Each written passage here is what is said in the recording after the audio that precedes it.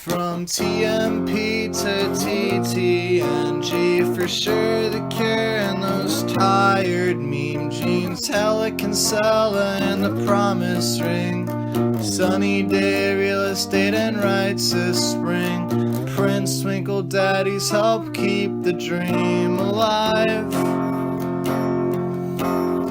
I constantly thank God for Algernon and Remo Christie front drive. Mineral, snowing, high tide hotelier and more.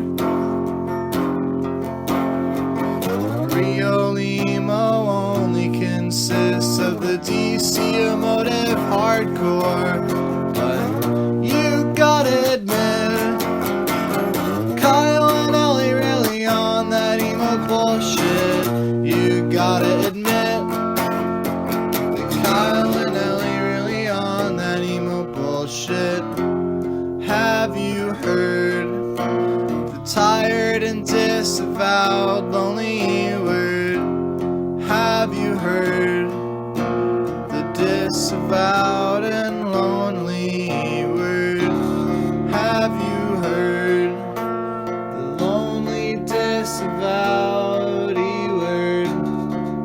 Have you heard the tired and lonely disavowed word? Are you telling me someone at DIY is a socially awkward nerd? That's unbelievable. Episode 33 of the E Word. This is our comeback episode. Because, well, I get to it all, but this is Kyle in Madison. Over there in Austin is Ellie. E Word. Hi. And we are joined by another Ellie. We have Ellie Hart on the podcast. Hello! All the way from New Jersey. What's up? How are you doing? I got a festival in 5 days, so I'm a little stressed out right now, but other than that, I'm very that's good. Cool. I'm excited to have you on because you are the positive Ellie, and I am the negative Ellie. So, together, perhaps we can finally bring some balance to the force. I certainly hope so. I've been hit up a bunch of times to get Ellie Hart on the podcast, and I think it started with Isaac from Barely Civil, and I think James Cassar also, and then all of a sudden it was just like L.E.A.D DIY is everywhere. When the fuck are we gonna get her on? Yeah, Isaac is my husband. It's like kind of a joke, but not really. We're married. If you see anything on Twitter about Isaac and I being married, it's all true. We are indeed married. Sick. Oh, I never said congratulations or get invited to the wedding, so that's kind of fucked up. We eloped, so. No one got invited to the wedding. Honestly, I like that power play, but like pretend you have a wedding, so everyone just thinks that they got snubbed. Yeah, we're fixing to be the best DIY wedding in the upcoming year, or we were the best DIY wedding of this year. I don't know if there's any other DIY weddings coming up any soon, but they're nowhere near as good as ours. Commander Salamander's playing my wedding. That's true. That's a fact. Wait, really? Yes. Like me and Claudio have discussed it. Have you ever met Claudio or anyone from Commander Salamander? No, that's the thing. But we FaceTimed so much that it just feels like we've known each other for a very long time. You know? That's fascinating. But I have met several people that we've had on the E-Word in real life. I've met Elliot and I've met Tyler and Ryland. So that's cool. All good people. Yep. Yeah, all extremely cool people.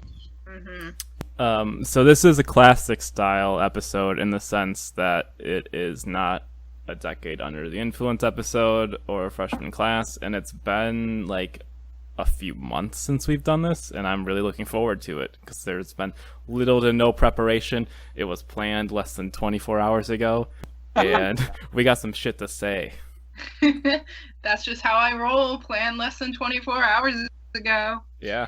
It's either less than 24 hours ago or 6 months out. There's no in between. So by the time this gets edited and comes out, it'll be 1 month no upload.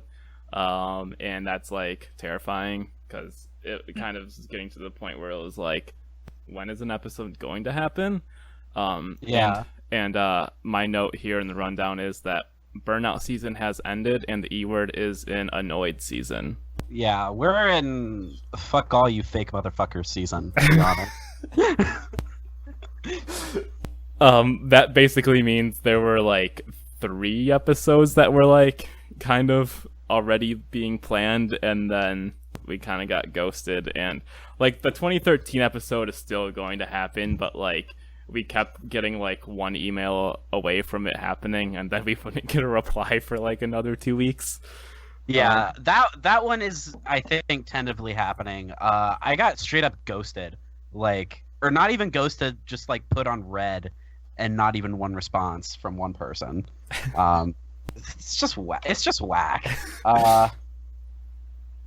So, like, but now I feel like I'm recording like kind of a bunch of like little mini interviews on Thursday. So I feel like maybe we're in like the reverse of burnout season now, where there's just going to be like too much happening. Yeah, well, give me all the episodes and we'll get them uploaded. Yeah, That's what I'm all about. Too much. Yeah. And then I think another component of an annoyed season were just some like stray comments that were happening about people that were obviously listening. I don't know. I sent you the message of like, yo, we mentioned 80 bands in one episode, and someone picks out like the littlest thing that I don't remember you saying or me saying, and being like, wow, these people don't even listen to this band. It's like, fuck. I made a tweet about that, and someone was like, "Not a good look, E-word. Not a good look."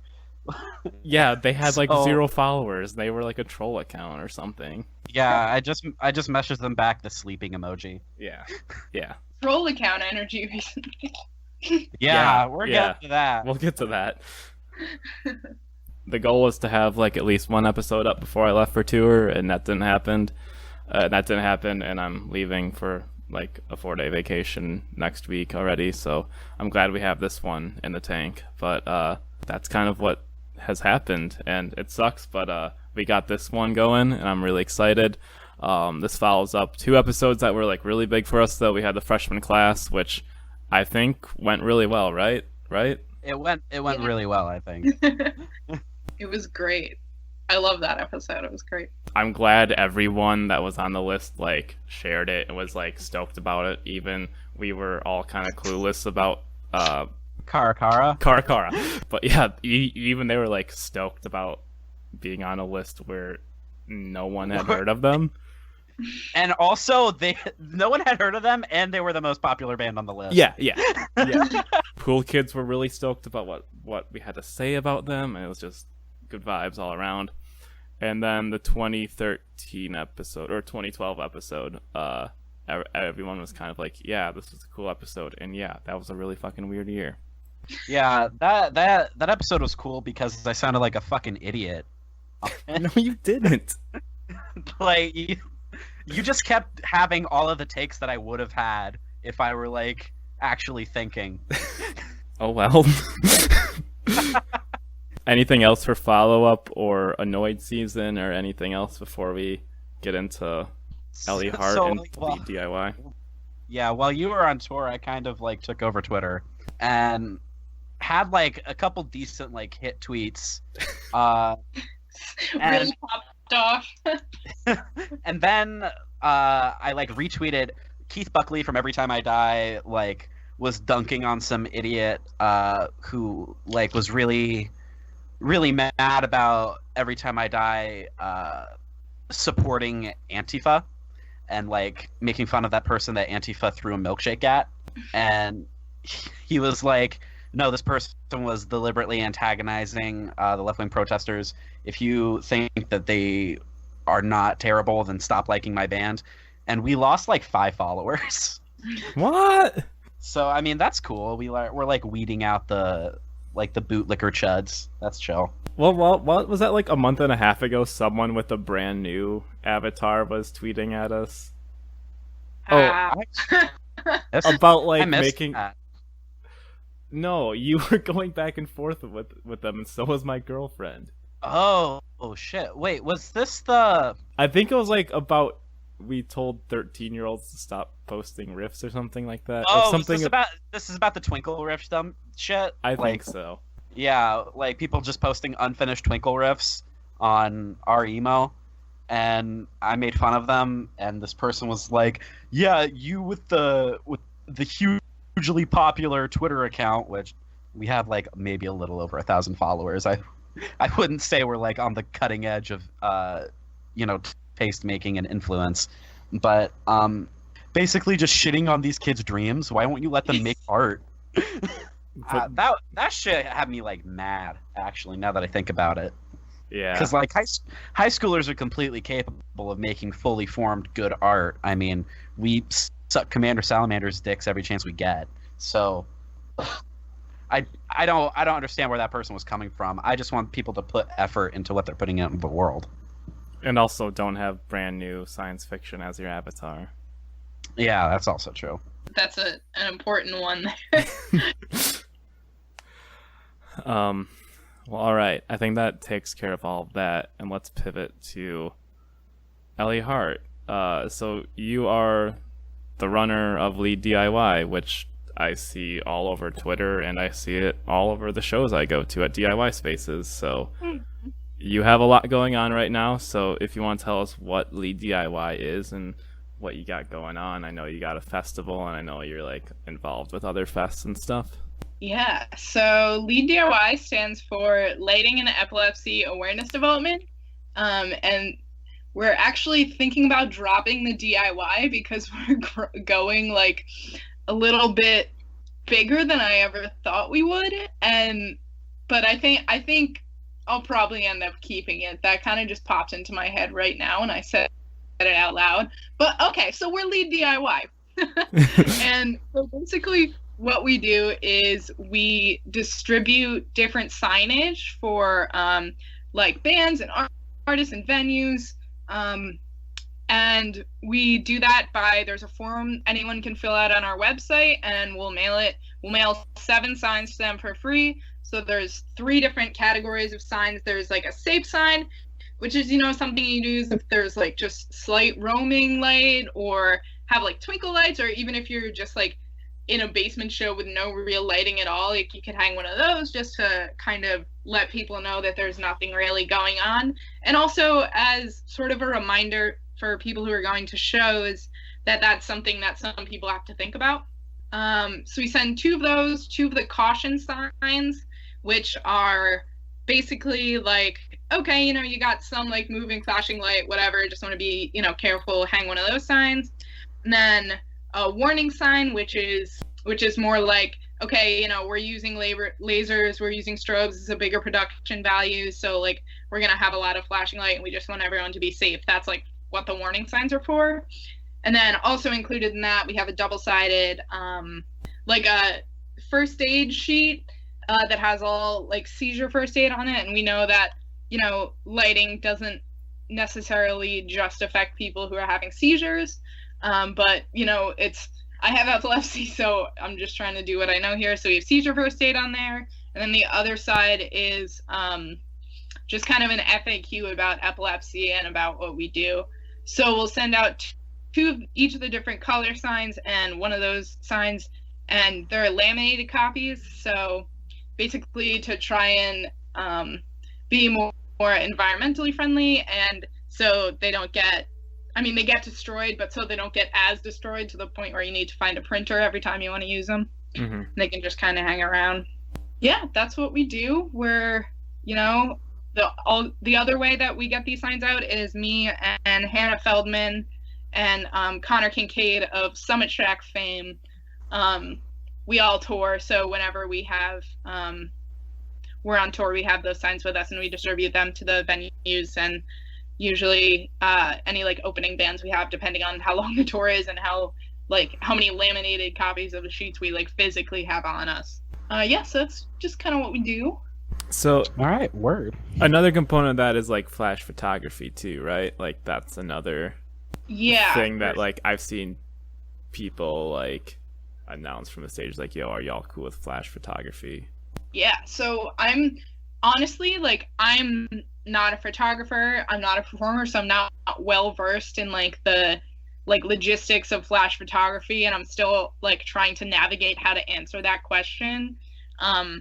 just from that perspective. But I think even people like asking, particularly the artists ahead of time, if they can use flash photography, or making just kind of a general announcement ahead of time if they wanted to hang one of the warning signs, that would also kind of, you know, just the fact that people are thinking about that makes my heart happy. So I'm not particularly well versed in that, but I encourage people to reach out to their photographers.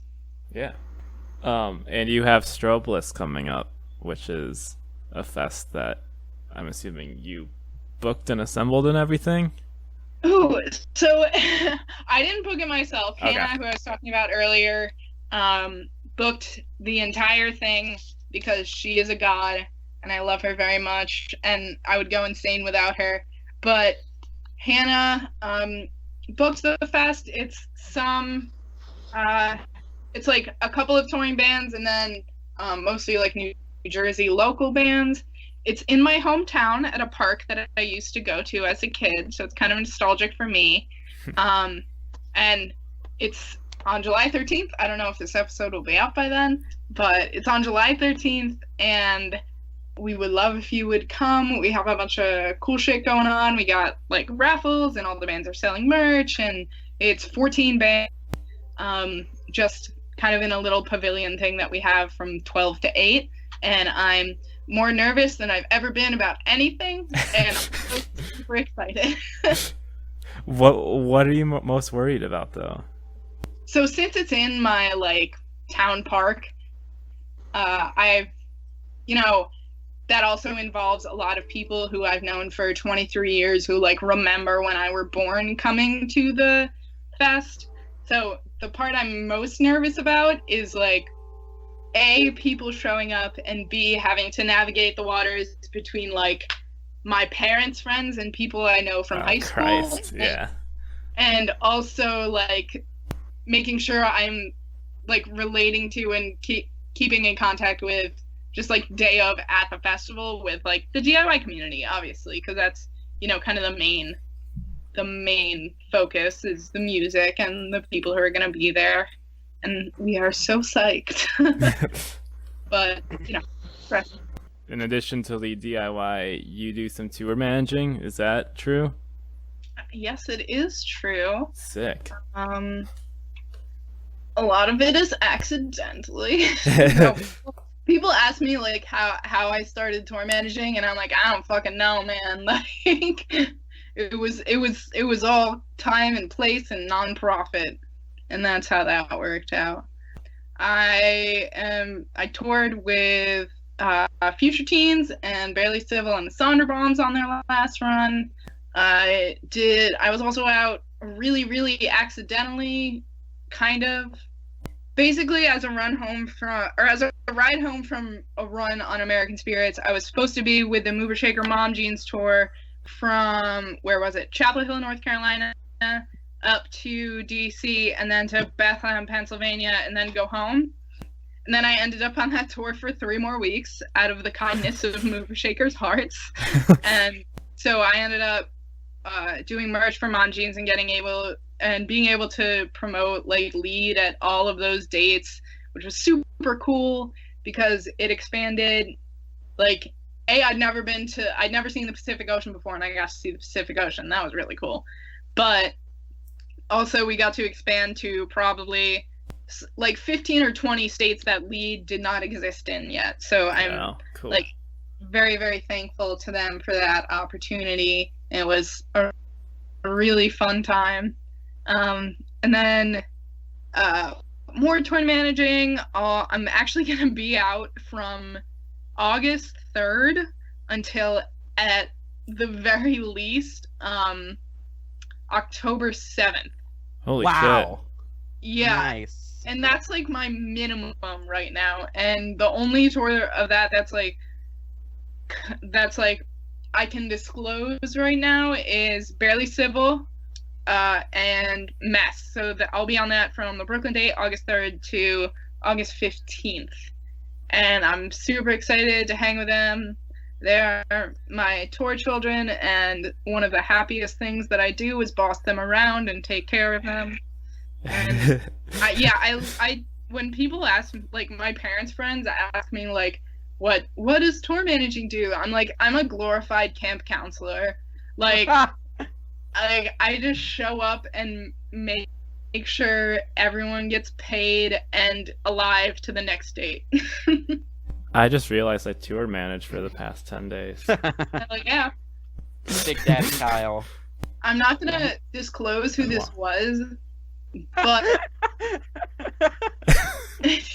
That's but one time, always a great start to a story. it is a good start to a story. One time,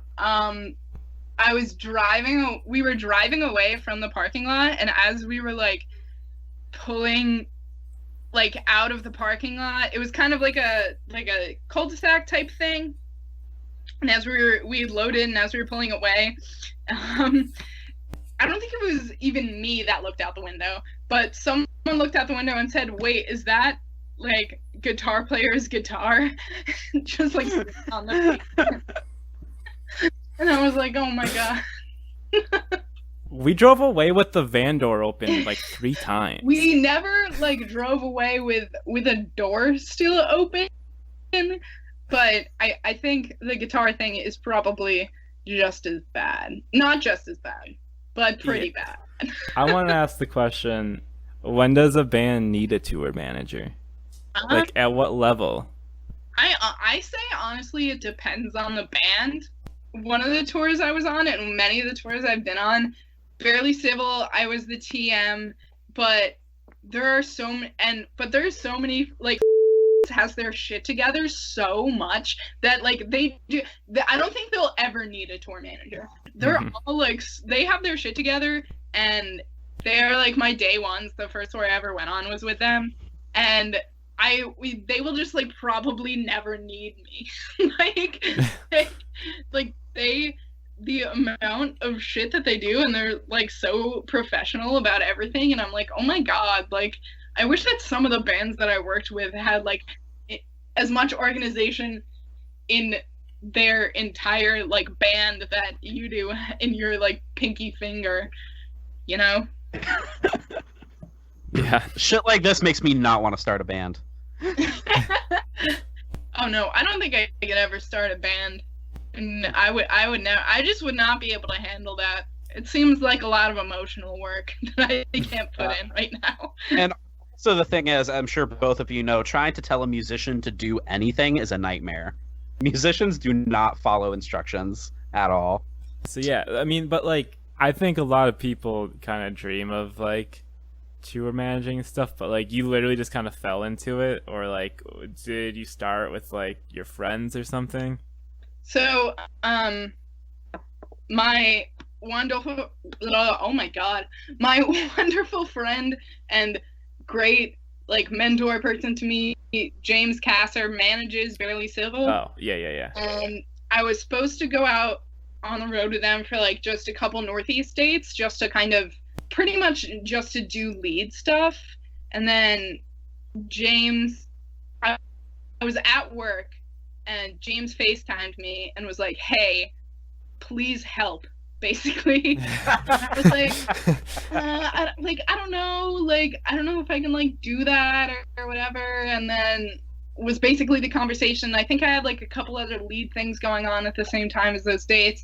But James was like, take the job. And I was like, I don't know. And James was like, you should take the job. And I was like, yeah, but, like, it'd be cool, but, like, and then he was like, no, take the job. And I was like, okay. And then I did it, and it was awesome, and I never want to do anything else ever again. I'm sure that opinion will change soon, but that's just how it is right now. Cool. So just get in with James Kasser. Yeah, basically. Yeah.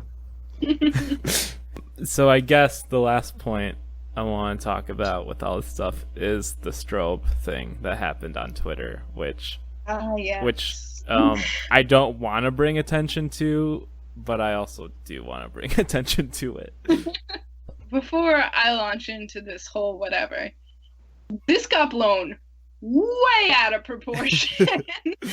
Like, I just want to clear up, like, L.E.A.D and I have like no issue with Sad Summer and no issue with like any of the bands that are on it. Like, we're so fucking psyched to be able to table that date. Like, it's going to be a huge opportunity for us. We're psyched, you know, that like we get to be at such a big event, and like, so this like really makes me sad because I feel like there were a lot of things put out into the world that like we didn't particularly intend to at all. Essentially what happened is it came up that Sad Summer is using strobes, and again, like, L.E.A.D's stance is we know people are going to use strobes, like, we get why people are using strobes. On a personal level, for me, just based on like going to see bands that I want to see, I'm not a huge fan of it, but that's a totally different issue. Like, we just want everyone to be safe and feeling like that if they think they're going to be in a bad situation, they can leave it. So it's like, it's not really our intention to get people to straight up like stop using strobes. Like, basically going into this, I was just like, okay, you know, if I'm going to a show and then it somehow turns out that like there's strobe lighting going on, then like, you know, I get it. I'll like take the L there and deal with it. But, you know, I just personally need to know ahead of time so I don't like have a seizure. But so this basically what happened is, so Sad Summer said they were going to use strobes, which again, like, whatever, we just want everyone to be safe. And then it was announced at that point that we were like the nonprofit sponsor for the New Jersey date, and a bunch of people started kind of tagging us on it on Twitter. So, you know, we were getting all these like notifications of stuff that's going on. And while this was happening, I was at Swordfest in Bowling Green, Ohio, with like some really, really good friends of mine. It was L.E.A.D's birthday. Like, I was like over it. I really wasn't paying attention to the internet. So honestly, that's the best way to be. Mm-hmm. Oh, I was so excited to just like not be paying attention, and, you know, seeing all my friends who I get to see like maybe once every couple months. It was like super, super cool, and I was super excited to be there. And so I ended up getting texts from people saying about this account had popped up. Actually, the first text I got was from someone that was like a screenshot of a Reddit post. And sorry for all our emos out there, I'm just like not on Reddit a whole lot. Good, Reddit sucks. Also the way to be. Yeah, it's just like, it's not my place. I'll just stick to like pretending to be funny on Twitter. Like, I can live with that. That's enough for me. But this is definitely like the most anti-Reddit podcast for sure. I'm not anti-Reddit, I'm just very afraid of Reddit. So yeah, so someone sent me a screenshot of a post about like how they thought all this like Sad Summer controversy with strobes was like kind of, and I'm not going to pretend to remember it word for word, but basically it was like, this is stupid, like, not having strobes is ruining it for everyone else. And, you know, like, I can, like... Wait, really? Yeah. I'm sorry, but, like, I know you said before that L.E.A.D DIY is not anti-strobe itself. I personally am anti-strobe. I'm not epileptic, but I just think that shit is, like, whack. If you need strobes to make your show visually interesting, then you should put more effort into yourself as performers. Even if you didn't have that opinion, to go so far as to say not having strobes is ruining it for everybody else, like, how self-involved do you have to be as a human? So it was just wild. Like, so I got that, and then I saw this account, and people started sending it to me, and I'm only going to say the handle because I want anyone who's listening to this to go block and report it for targeted harassment and threats against my health, which are two things that happened.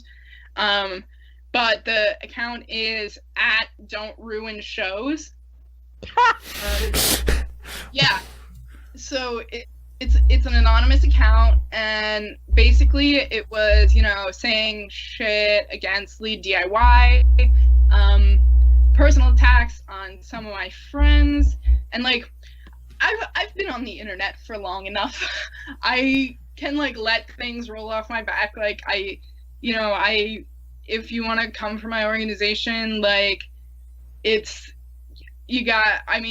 can't stop you, but the thing that really pissed me off is one of my friends like reported it and like retweeted a screenshot to have like just for everyone else to report it, and they like went off on the account, like went off on them, said some like really ridiculous like transphobic shit. Like it was like it not a lot of things make me like upset in terms of the internet, but this made me like sincerely upset. Like, yeah. So they went for that, and then I kind of went off on them, and it was, not great, but also I kind of feel like I had the prerogative to, given they were attacking my friends.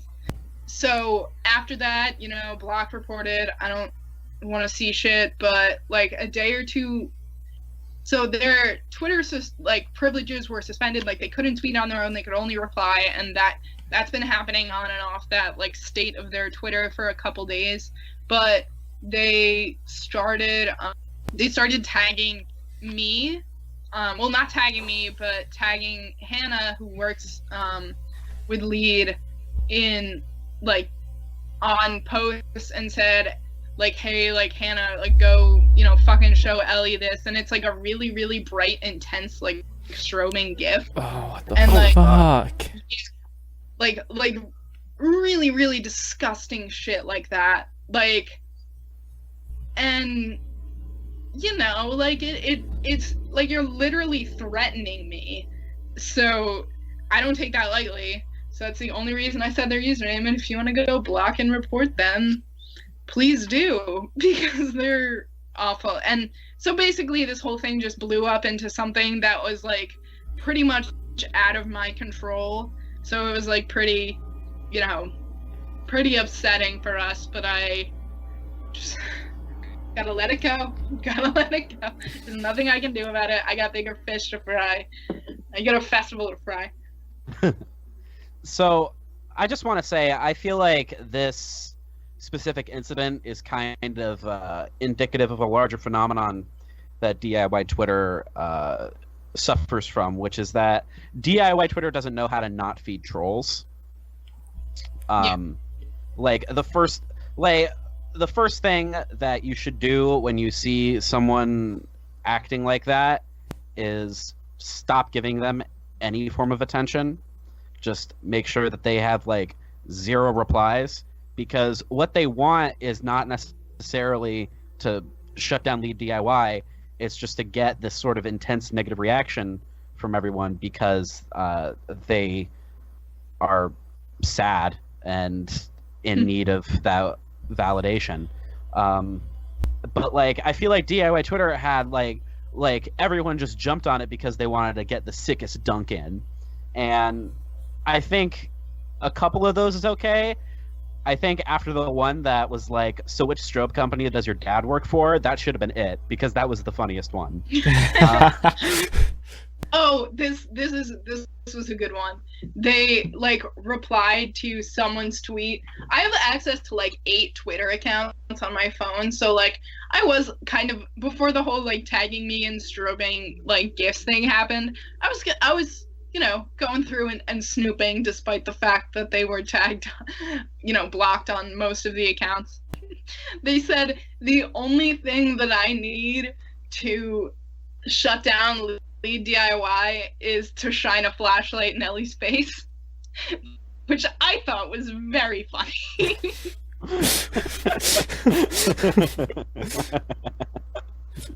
I was like, okay, I'll hand you that one.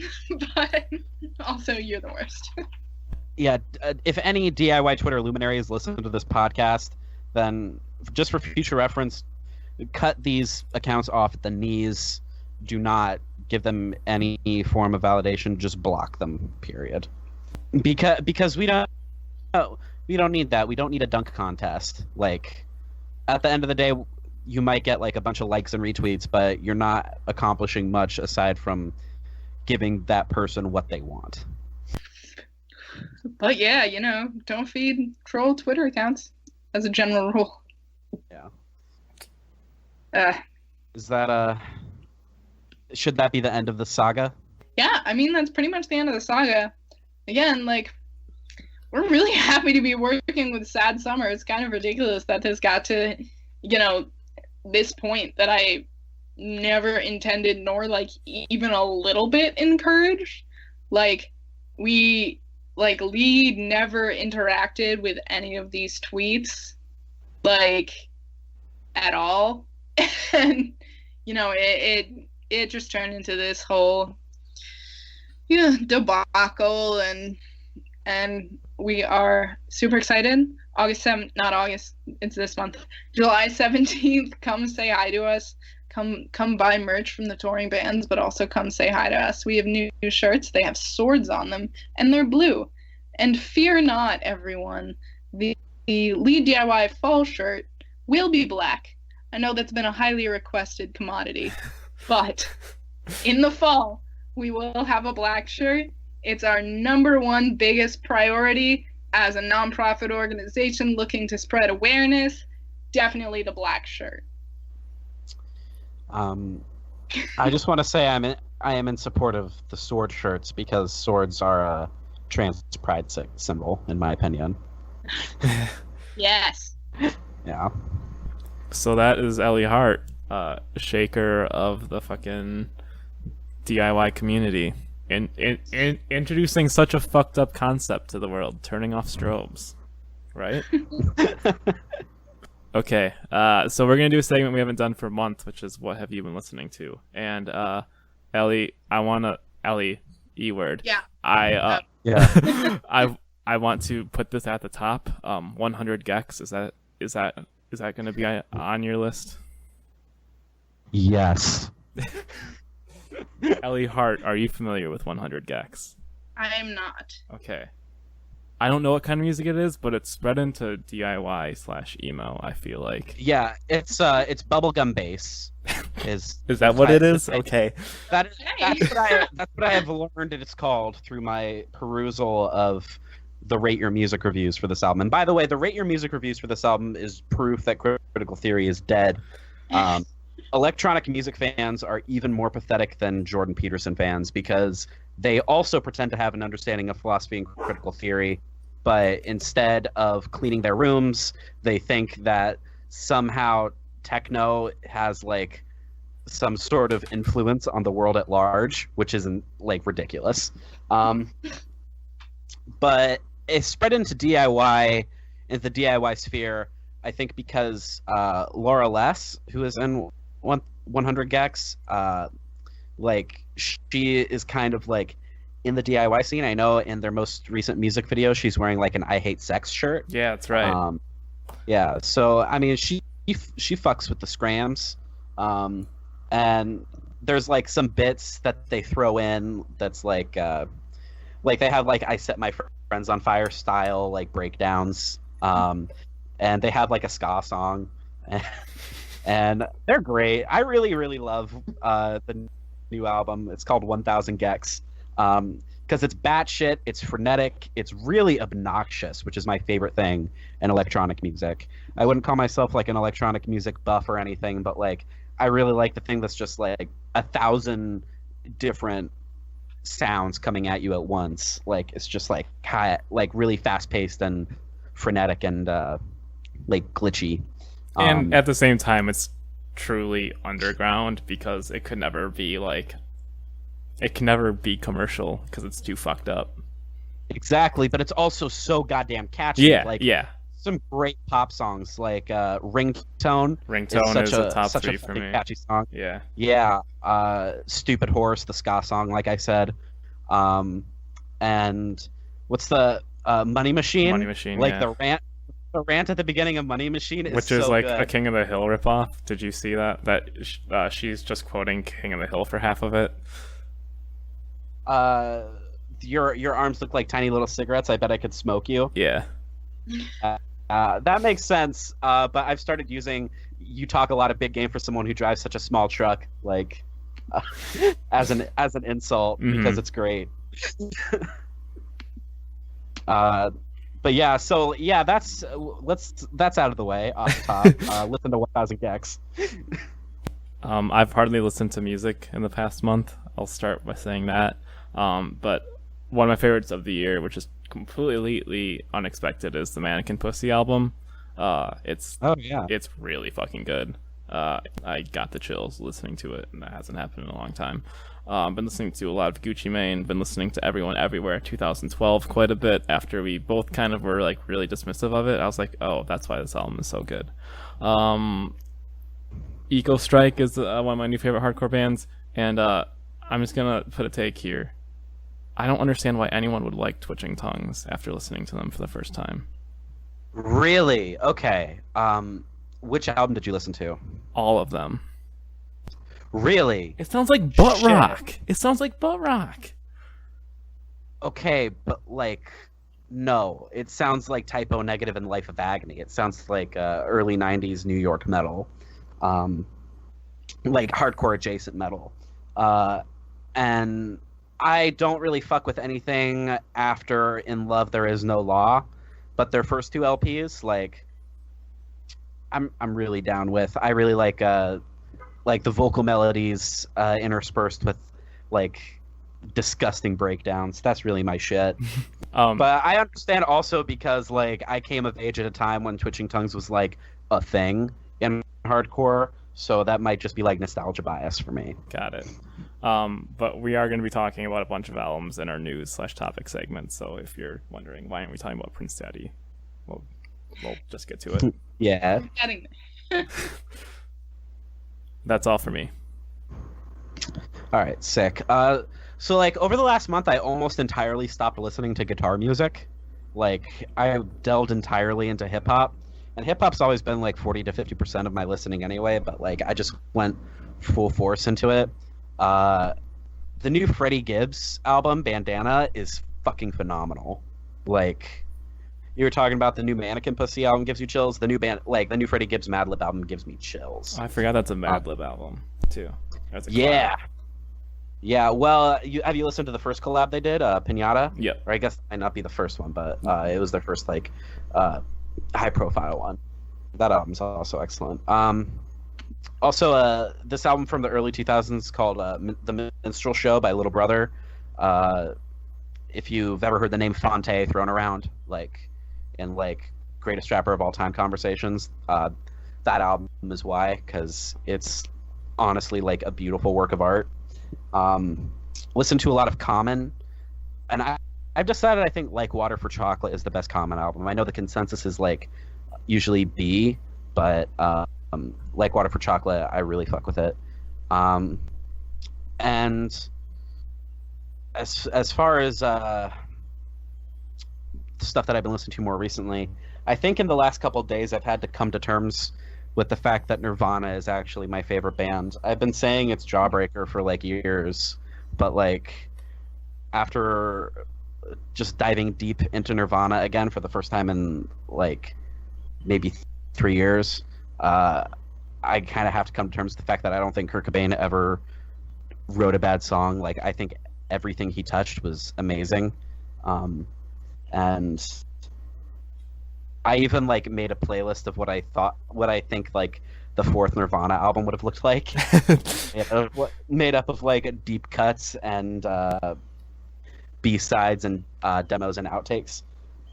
So I know they're like regarded as one of the greatest bands of all time anyway, but if you somehow don't like Nirvana, then please go back and give them another try, because I think that a lot of stuff that's going on right now, especially in emo, wouldn't really exist without them.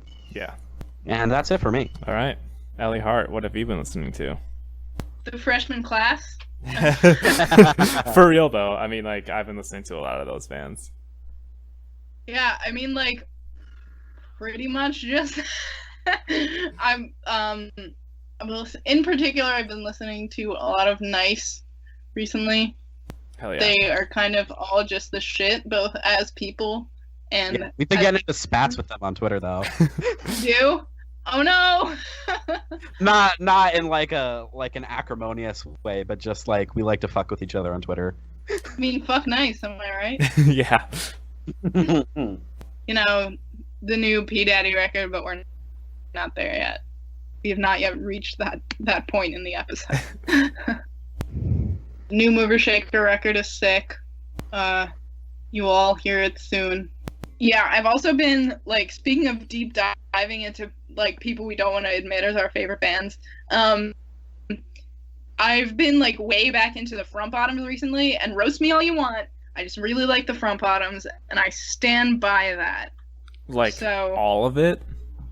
I like Talon of the Hawk is, like, one of my favorite albums ever. I could do without Back on Top. And then I actually really like Going Gray. It was one of those things where it's like, so like, yeah, like this album, if it weren't by the Front Bottoms and wasn't like released at the time that it was, I probably wouldn't like as much, but you know, it's my favorite band. The like themes of the album came like in a time when they like hit me and had like very important like additions to my life in that sense, if you kind of get what I'm saying. Yeah, I mean, So- Talon of the Hawk came out the year I graduated college and had no idea what the fuck I was doing. So, like, it's, like, ingrained in me for that reason. Yeah, and like Going Gray was right after I graduated college, and also so I am going gray. So God, like for real, I think my gray patch has doubled since starting to plan this festival. It's people have started asking me whether or not it's natural, which I think means that it is now officially notable that I have gray hair.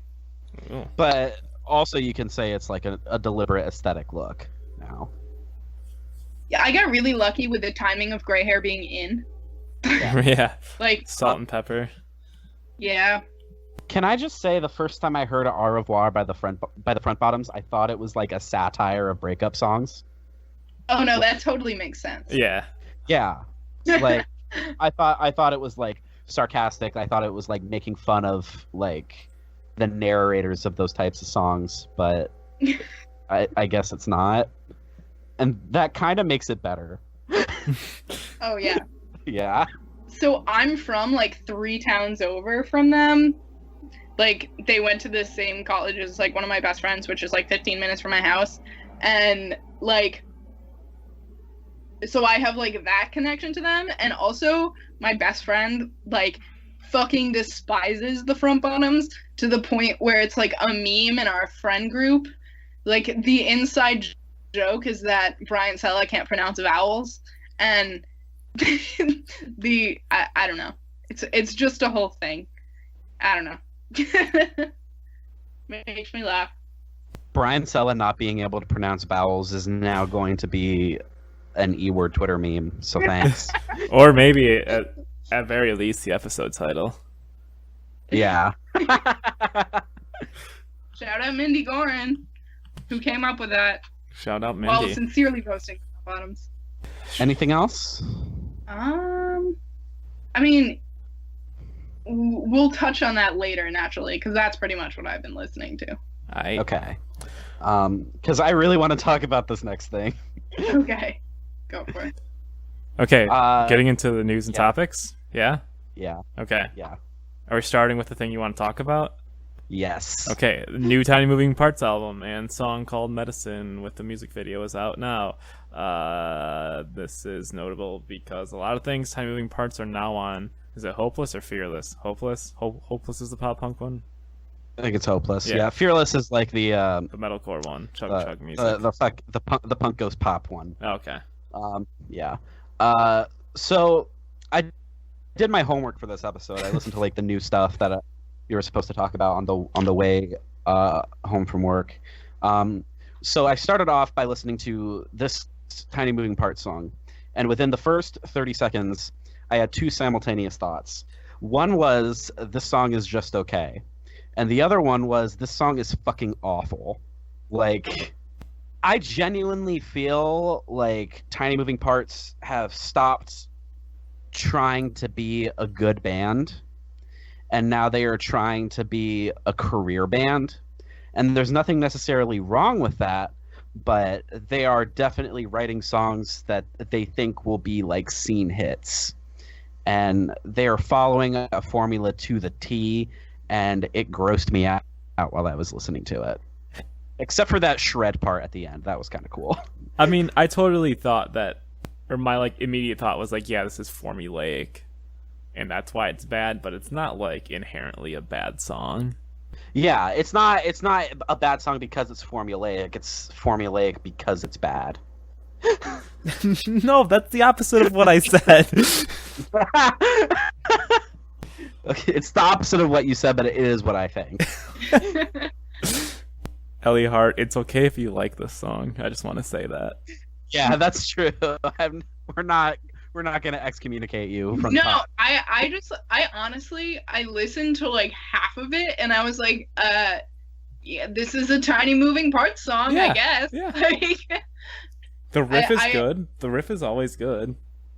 yeah, I'm like really indifferent toward it. Like I'm not feeling any particular way about it, you know? And it's unfortunate that Dylan is coming back from these allegations with a song this lukewarm.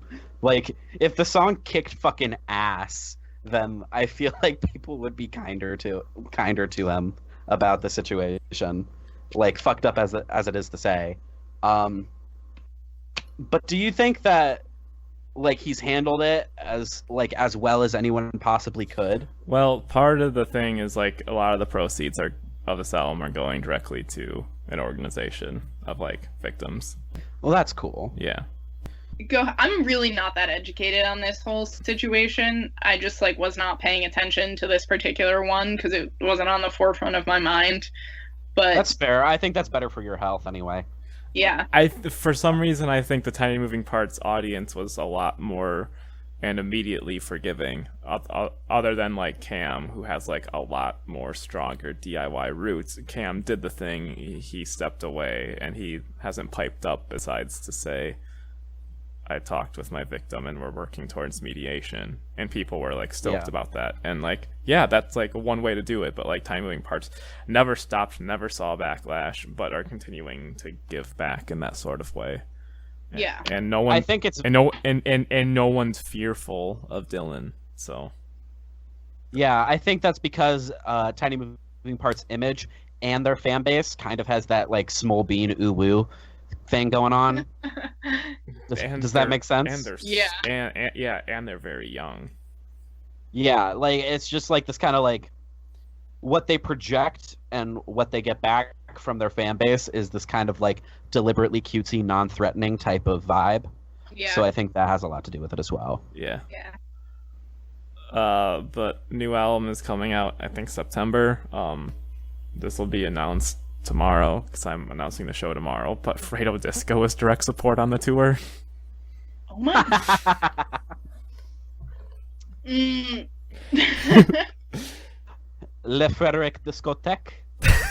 I can't believe they got signed to that label.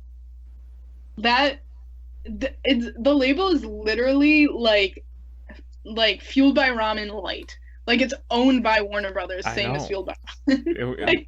Kid went from our emo to Fueled by Ramen, which is nuts. Well, they did the fucking Fall Out Boy thing. They like pretended that he was indie. Well, sorry, he was indie for a minute. Then they pretended that he was indie, and then they upstreamed him. Mm-hmm. You know, like they played with in the indie field to like kind of cultivate a fan base, and then upstreamed him. And I don't know if that necessarily makes him an industry plant, but Fredo Disco is an industry plant. He hardly had more than 2 months to prove himself, and in that 2 months, it worked for him. So I don't get it. Right.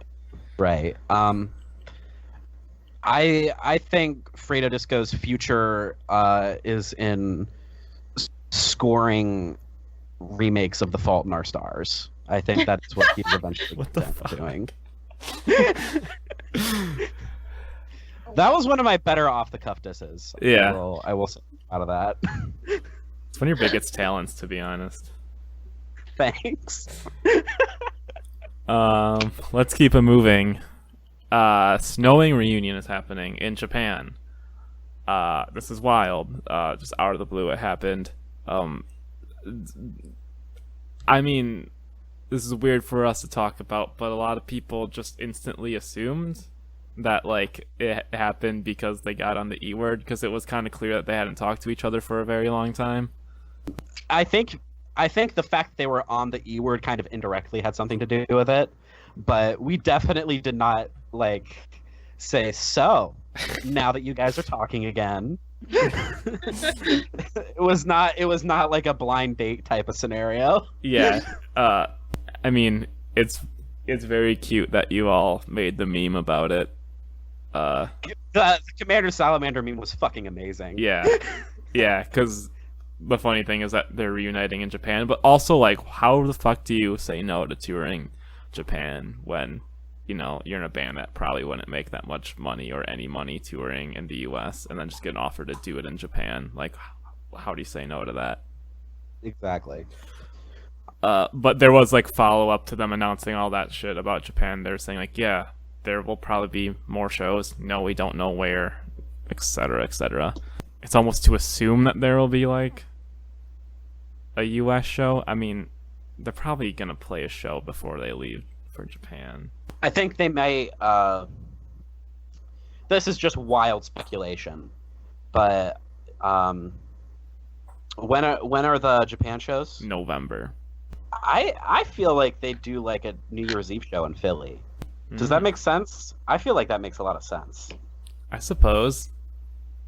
So then you have to choose between Motion City Soundtrack and New Year's Eve show.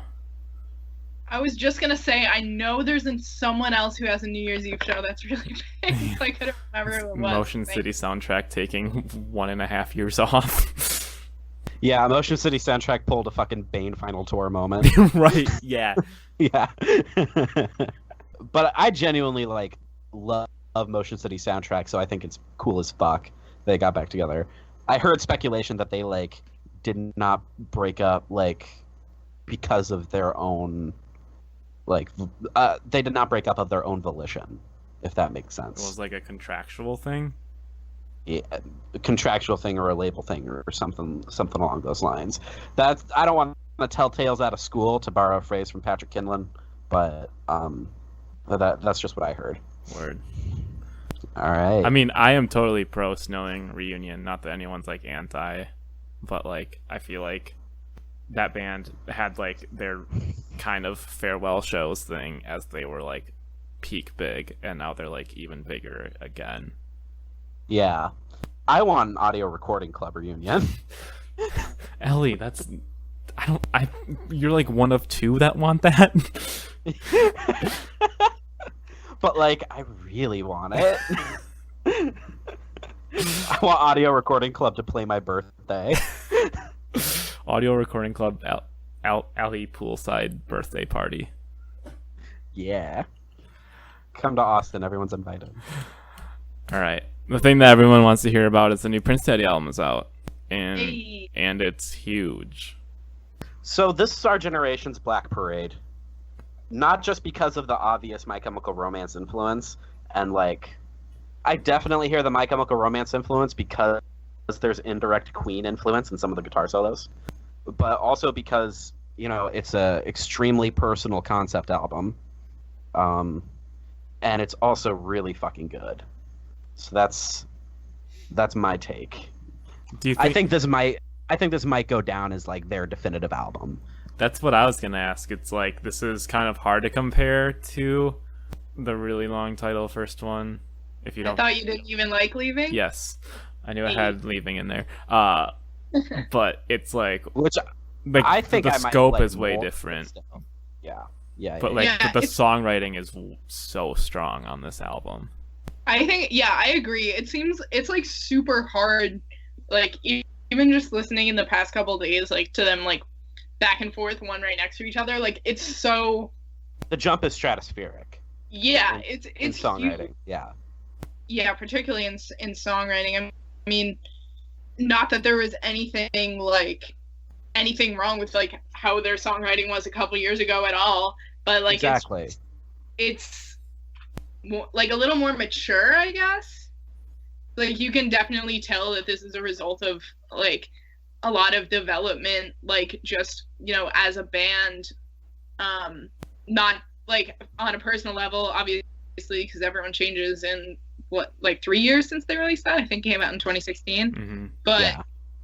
also as just like someone like trying to navigate what like being a band means in general, you know?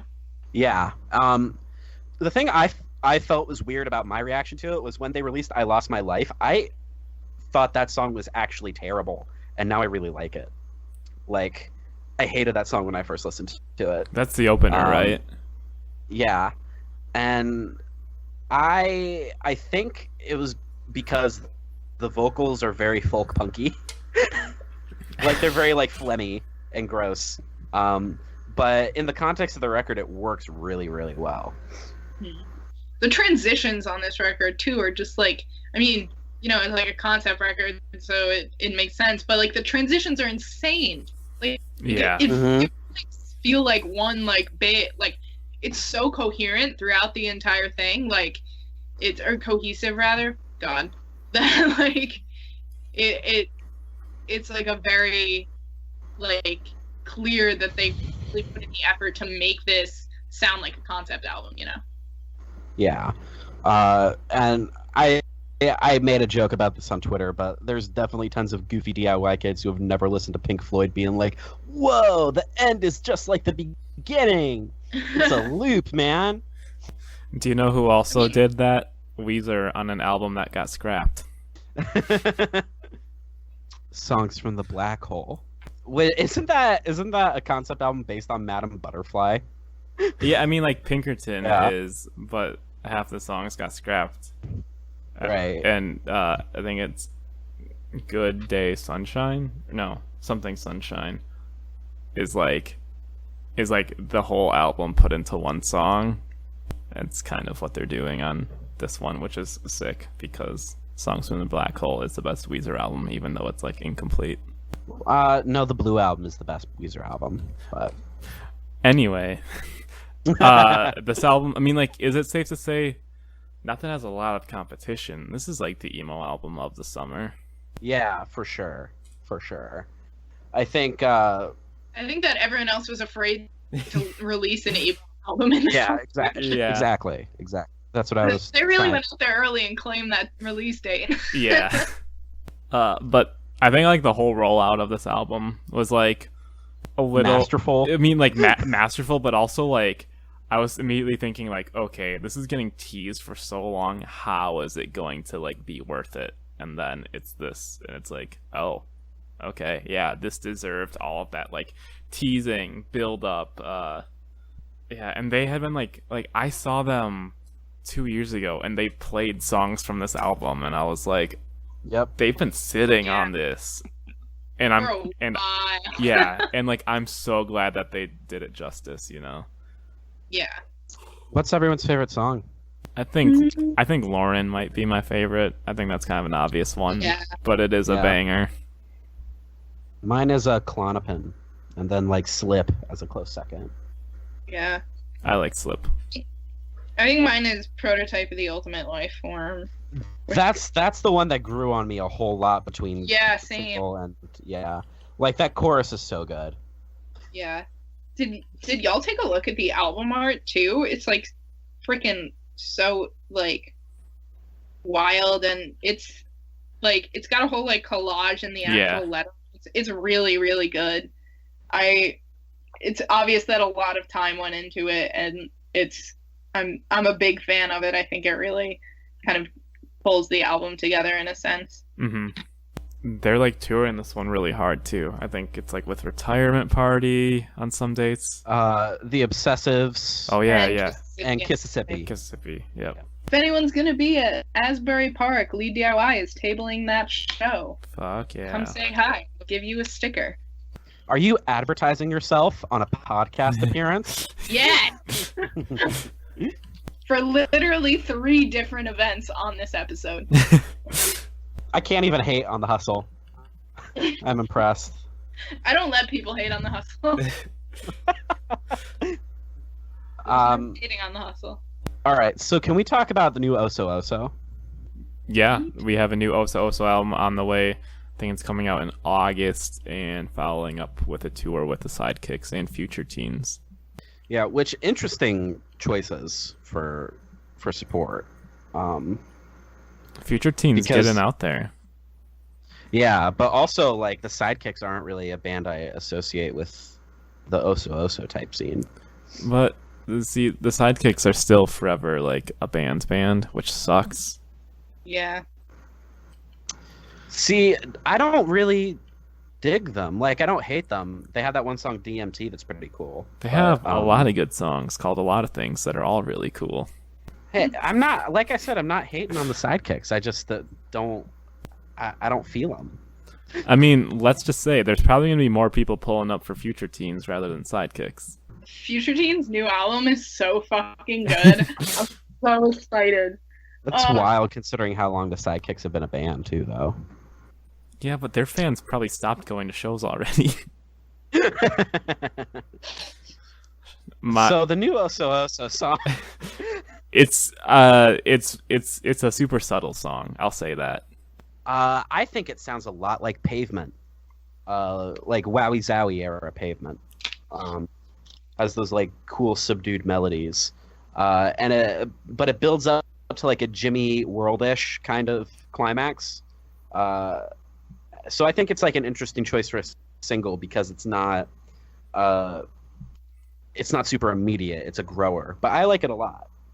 I like it a lot too. Like, I mean, I'm sure there's going to be a track on this album that's like on the same level as like Reindeer Games or something from the last album. But like, I'm just really stoked that we're already getting new Oso Oso because it's been like not even 2 years, and thank God. Yeah.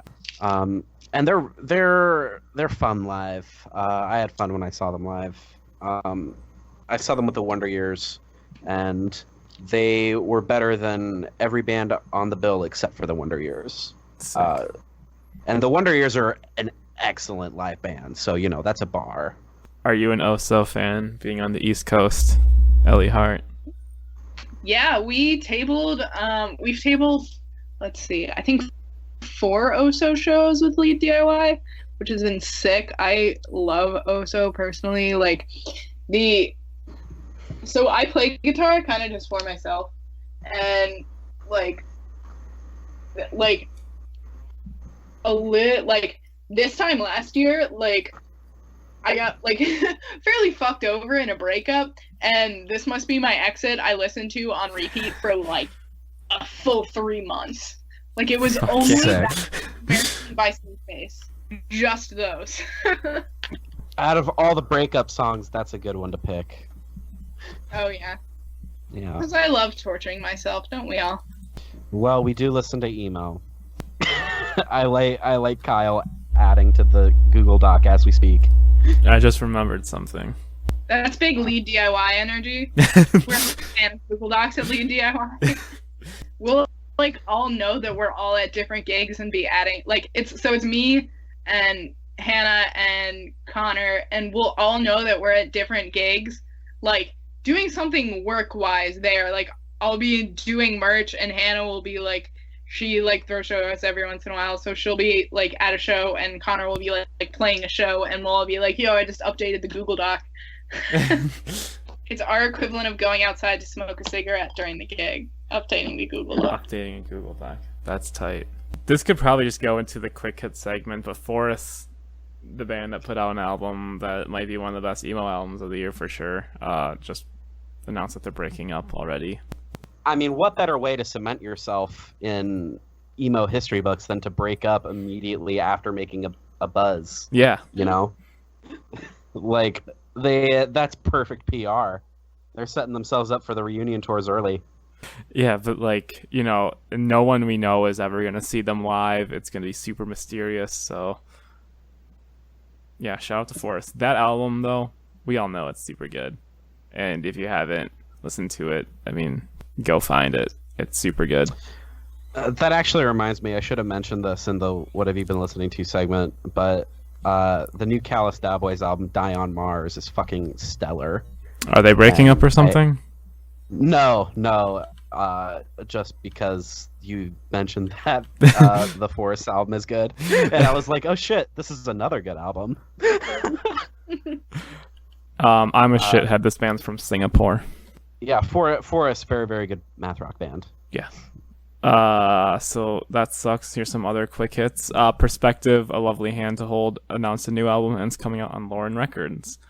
Perspective, haven't heard from them for a really long time, but one of the best doing it right now. And L.E.A.D Records is a cool label to be putting shit out on. I haven't listened to the song that they put out because I wasn't able to. Has anyone else listened to it? Not that it was on the rundown or anything. Nope. All right.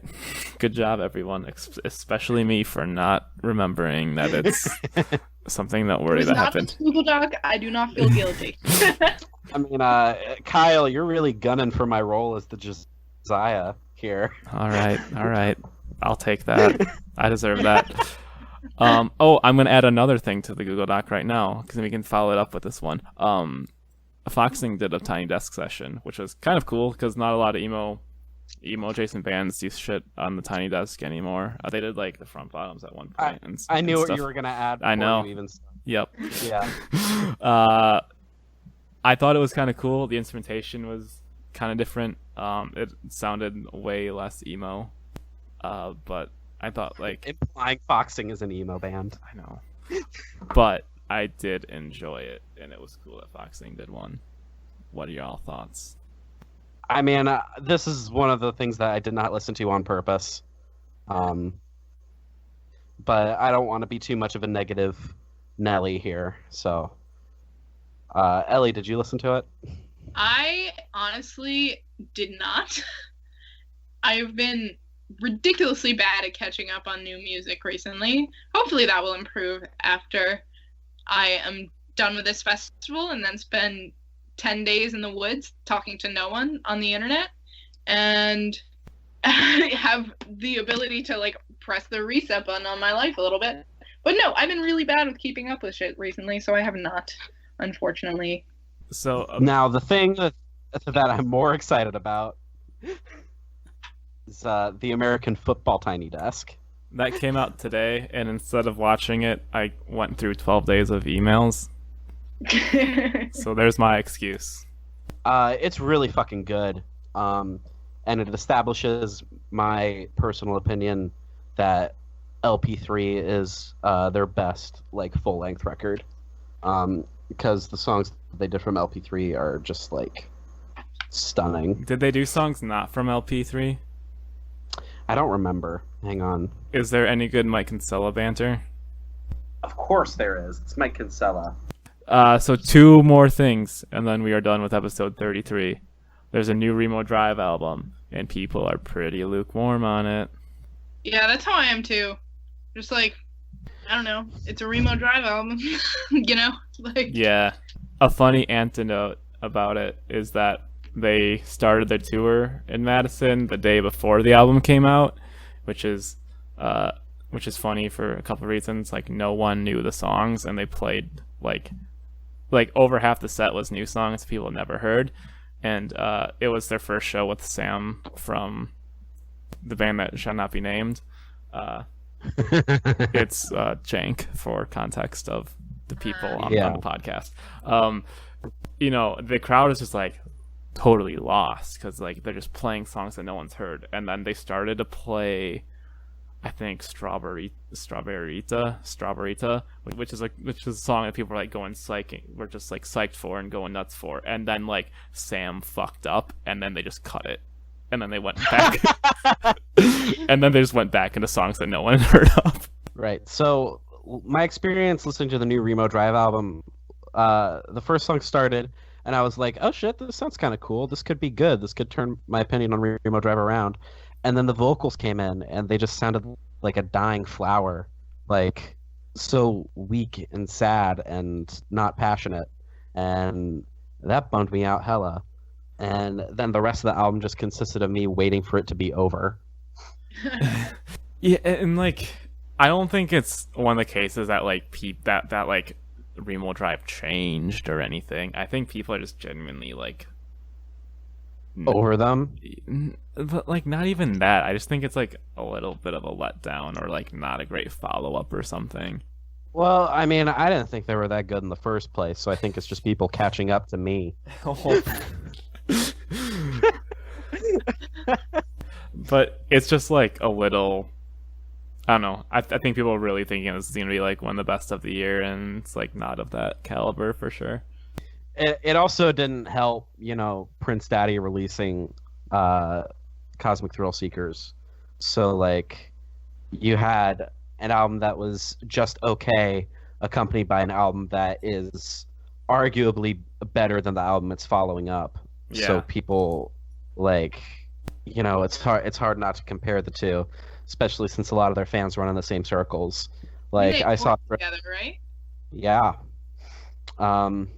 I saw a thread on Midwest Emo posting, like, can we talk about how much better the new Prince Daddy album is than the new Remo Drive? Hey. And the comments were full of agreement of that sentiment. So... The hive mind is there. Yeah. Not Oh, everyone can have the best album of the year. That's true. Well, I don't think I would call Cosmic Thrill Seekers my best album of the year, but, I'm not going to say anyone who has that opinion is wrong. I think that's definitely a welcome opinion for sure. I mean, yeah, for sure. Mine right now is Shin-Guard. That's a good pick. The Abuse of Power is up there for me. Die on Mars is up there for me. Fake Blood, Bandana, and also 1000 Gex. It's an album of the year. That's wild. Yeah. Well, it's 23 minutes. It's so easy to listen to. Yeah. This is now a 1000 Gex podcast. I knew it. And then we'll end on something that y'all were probably waiting for, because they're friends of the pod forever. New Commander Salamander Off the Goop is actually out, and it came out with the long-awaited video of eating pictures of Chris Teddy. Yeah. It was supposed to be Claudio, but I'm not trying to knock on Kama Salad here, but it was supposed to be Claudio, and he did pawn that off onto Liam. So, I'll fist fight Claudio if it comes to it. He did not follow up on his promise. But Off the Goop is fucking stellar. Yeah. It's really good. I like it a lot. I'm doing there was a song I really like, but I forget the name thing again. Yeah. Is it Cupcake? Yeah. Cupcake's great. It sounds like Screamo mixed with pop punk, and I love it. Mm-hmm. Waffle Home sounds so good with proper production. Yeah. The power violence bit at the end. Ugh. And Scooter is also fucking fantastic. Like, that's going to be a sing-along song in future Kama Salad set lists for sure. I got into a fight with someone on Twitter about this album. About this EP, I mean. Oh, but didn't like everyone? I think everyone piled on to it because I used the E-word account to call it out. So Blade Brown, my good friend and arch nemesis, tweeted, so a new EP by one of the hype new emo bands kind of sucks. And I'm not going to say who it is because I'm homies with the label. And I thought that was like the most clown shoe shit I'd ever heard in my life. So I called it out. I was like, everyone knows who you're talking about, because he also said, I'm not talking about Origami Angel, by the way. That band slaps. So obviously people know who you're talking about. And a whole bunch of people retweeted his original tweet and said, this is about Commander Salamander, in case it wasn't obvious. And so he got a whole bunch of people in his mentions being like, what the fuck, bro? What the fuck? When that wasn't really my intention. I just wanted him to like be a fucking adult and call the band out. We could disagree, but like, don't pull that fucking I'm friends with the label, so I'm not gonna name names shit. That is so fucking cowardly. Yeah. Blade. Okay. come on. The villain of DIY. Nah, Blade's not the villain of DIY. Blade is like the dark horse anti-hero. He has his fans. The villain of DIY is not. Oh, jeez. Yeah. Yeah, I don't know. I don't want to call anyone the villain of DIY. Yeah, I guess that's true. Shows is the villain of DIY. True. The E word is the villain of DIY because we're not afraid to name names. Yeah, New Common Salad, excellent. Everybody go listen to it. Yep. And that takes us to the end. Ellie Hart, thanks for joining us on the podcast. Where can people? This is so fun. Yeah. Where can people find you and the 7 accounts that you run? Let me pick 4. Just kidding, I'll do 2. So you can find L.E.A.D DIY at L.E.A.D DIY. That's L.E.A.D DIY. Pretty much anywhere. Yeah, I think it's that's definitely our Twitter, definitely our Instagram, and then our Facebook as well, as if that's relevant. If you want to find me, you can find me at just Ellie ELLIE _HART _ the OTH show. So that was okay. I would like to explain that username. I'm sorry, I didn't mean to laugh that hard at it. No, it's okay. It was something that I copied from my brother. All right, hold on one sec. I stole it from my brother. Is that a dog whistle? It was my like. That's an Apple Freaking iPhone, Apple Ellie. Come on. No, but I stole that iPhone from my as brother. well? He deleted Twitter, and I was like, fine, you can get rid of though. I'll let that live on forever to haunt me now. But yeah, any other form of Ellie Hart was already taken. So. Okay, fair. Yeah, thank you so much for coming on. You're an awesome guest. Of course, anytime. People have been waiting for this crossover forever, and I'm so glad it happened right after a huge Twitter. Yeah. A huge battle. This is not us chasing clout before someone accuses of it. Yeah, this has been scheduled for like a hot minute. It's been scheduled for like 24 hours. True. Officially scheduled, but it's been in the hatch. We like reached out and then you got Twitter beef, and then we wanted the clout. So the beef clout. yeah, we want the beef. We can't always start the beef ourselves. You know, I feel like people are kind of come to expect that from us. So we need to report on other beefs. Just start a segment where you only report on Twitter beef, like a small episode. Start a Patreon and then have one of your like reward things be like beef episode. We have a Patreon. Do you really? We have a Patreon that kind of doesn't exist because we haven't uploaded any Patreon exclusive episodes. But we have one lonely subscriber who pledged $5 a month. What? And he's in our Twitter messages, like the unaccepted ones. Oh. Yeah, I haven't accepted it because I'm too scared to tell them that the Patreon is not real. Is that illegal? No, we definitely need to clear things up with that. But, like, I do think that we should start like a Twitter beef, like Patreon exclusive content. And I would consider that if not for the fact that Nick Watch is basically that already. It's true. So, but also like that's basically like the DIY version of like the Breakfast Club or something. It's the DIY version of the 2 minutes hate. Anytime McCafferty does something, everyone has to be like, fuck you, and shut him down. Oh my god. The second most Twitter beef, or Twitter hate rather, that I've ever gotten is for saying that I don't like McCafferty. Why? I don't know, because I'm correct in not liking McCafferty. But god damn it. The only good tweet that Closure has ever made is the fucking Mom, can we go get the front bottoms? No, we have the front bottoms at home, and then the front bottoms at home is McCafferty. That's a really good tweet. Yeah. God, hilarious. I love that. But That's the only good thing Collins has ever done. I said, can McCafferty just go away? And then they accused me of like death threats, and I was like, I literally just wanted the band to not be a band anymore. This isn't a hot take. Like, calm down. McCafferty sends me death threats just by continuing to make music because it makes me want to die. Yeah, for real.